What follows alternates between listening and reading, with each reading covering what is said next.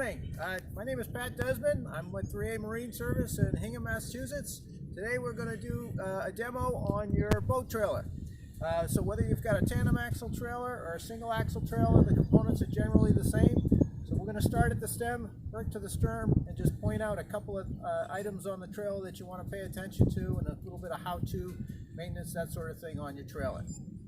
So the first thing you want to be aware of is this trailer ball size.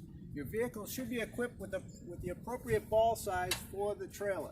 This particular trailer has a 2-inch coupler, 2-inch trailer ball, and of course so does the vehicle. You attach the vehicle to the trailer, or the trailer to the vehicle here. You've got a safety pin that keeps the latch from pulling open on its own.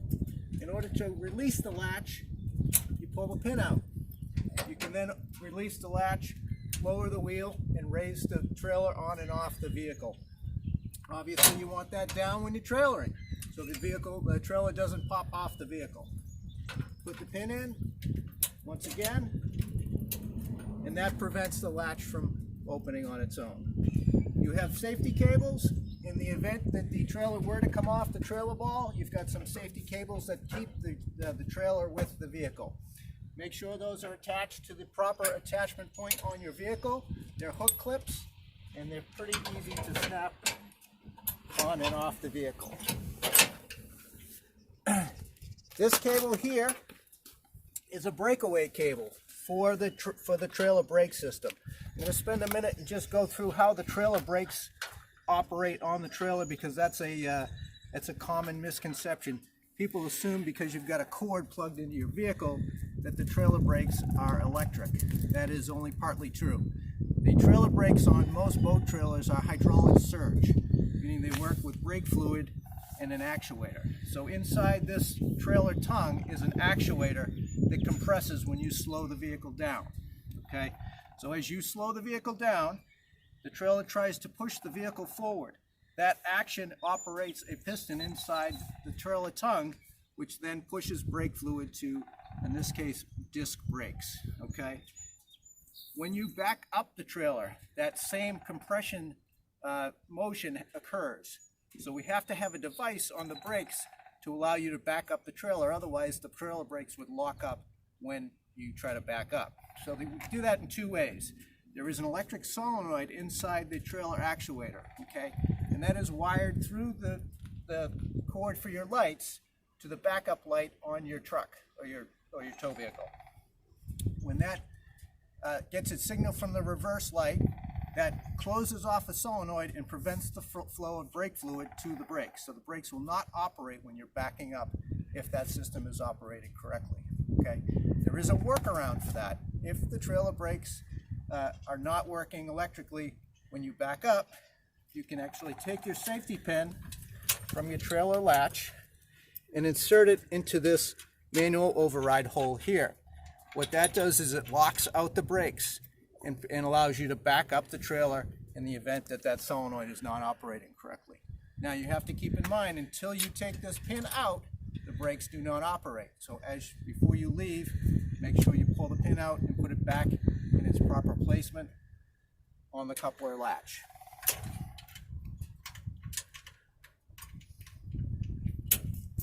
As such.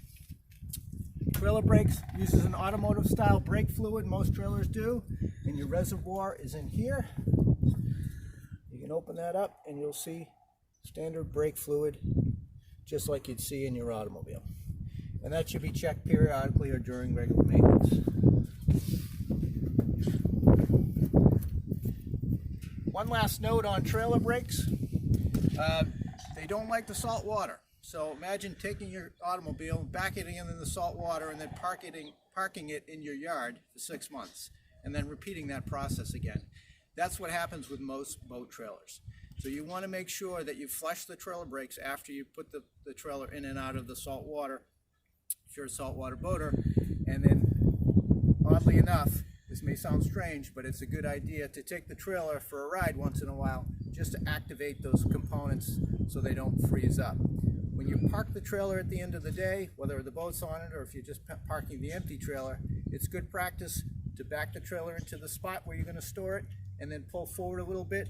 That releases the pressure on the brakes and releases the pressure on the calipers and the rotors on the brakes, and that way they won't get stuck in the closed position. That's about it on trailer brakes. The next component on the trailer is your trailer jack. The trailer jack is designed to allow you to lift the trailer on and off the vehicle with ease so you don't throw your back out.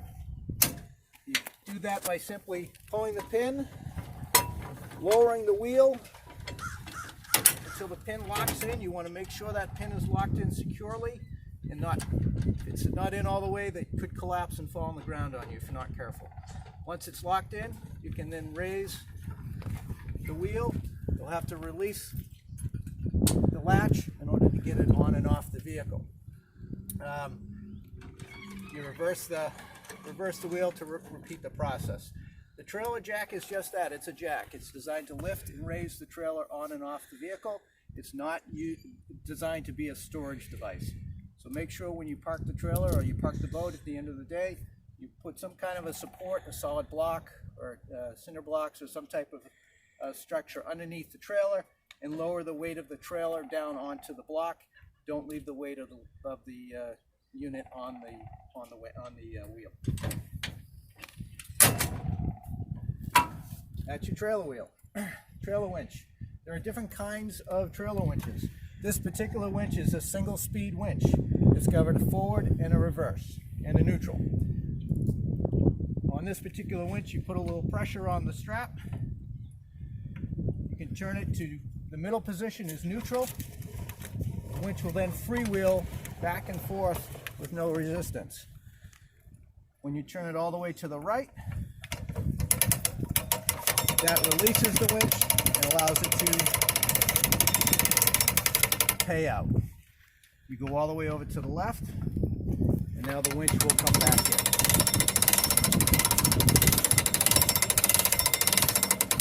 And you pull that until it's snug against the bow stop. You have a safety cable here. In the event that the strap were to break, you have a safety cable to prevent the boat from sliding off the trailer and causing an accident. One note, make sure you leave these connected until you get the boat in the water. Once in a while we find somebody with a boat that's been dumped onto the pavement by the boat ramp because they release these before they back down the ramp. Don't do that.